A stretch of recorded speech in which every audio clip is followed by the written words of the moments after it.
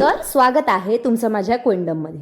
आणि आज जेव्हा मी न्यूजपेपर ओपन करून बघितला तर सर्वात आधी मला पुण्याची न्यूज दिसली. म्हणजे तिथे बर्फ पडते. आमच्या उमरेडमध्ये तर असं कधी होत आणि बंदा पेपर मी चाळून काढला पण आमच्या उमरेडची एकही न्यूज तिथे सापडली नाही. आणि दिवसातून माझ्या हातून एकही कांड होणार नाही असं होऊच नाही शकत. आणि मी केलेला पसारा माझी मम्मी सावरून राहिलेली आहे. त्यानंतर जरा थोबाडाकडे लक्ष दिलं तर म्हटलं आपल्या भोव्या तर अतिच आणि पूर्णपणे थोबाड बेढब होण्याआधी आपल्याला पार्लरमध्ये जाण्याची गरज आहे. तर म्हटलं लागल्या हात आपलं दळणही ठेवून द्यावं. कार्टीला बसवलं त्यात चुंगडीवर आणि निघाले पार्लरमध्ये. आता इथे केल्यानंतर जे थोबाडाची आग होते ते असहनीय असते. आणि माझ्या कार्टीला घरी झोपा नाहीये. तिथे कुठेही बाहेर आलं का इथे ती लुटुक लुटुक. आणि एक गोष्ट तर खरंच आहे, फक्त थ्रेडिंग ही केली ना तरीही आपला थोबाड विदाऊट काहीही लावल्याने चांगला दिसतो. आणि आम्हाला जायचं होतं बाहेर तर माझ्या मुलीचं खाणच सुटत. आणि आपलं काम केल्यानंतर जेव्हा मी माझ्या चपलांकडे लक्ष दिलं तर म्हटलं चपला चेंज करायची आता वेळ आली आहे.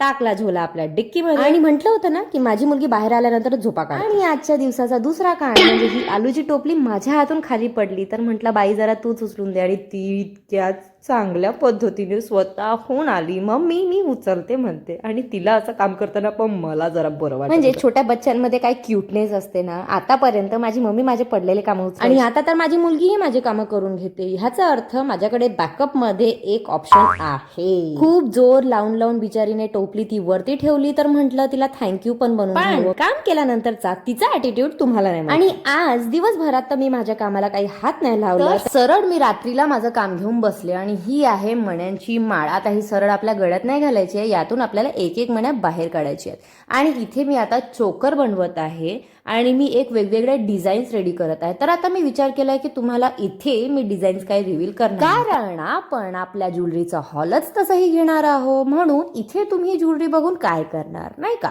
इथे जरा जरा तुम्हाला मी फक्त टाईप सांगेल आणि त्यानंतर तुम्हाला सरळ सरळ त्याचा लुक मिळेल आपल्या ज्वेलरीच्या हॉलमध्ये. आणि जे लवकरच येणार आहे त्याचं प्रिपरेशन जरा मी करत आहे. तर निदान 1-2 दिवसात तुम्हाला तो ज्वेलरीचा हॉल पाहायला मिळेल.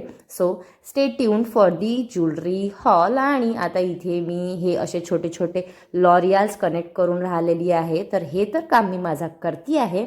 आणि आजचा ब्लॉग आपण इथेच समाप्त करूया. तेव्हापर्यंत तुम्हा सर्वांना शुभरात्री.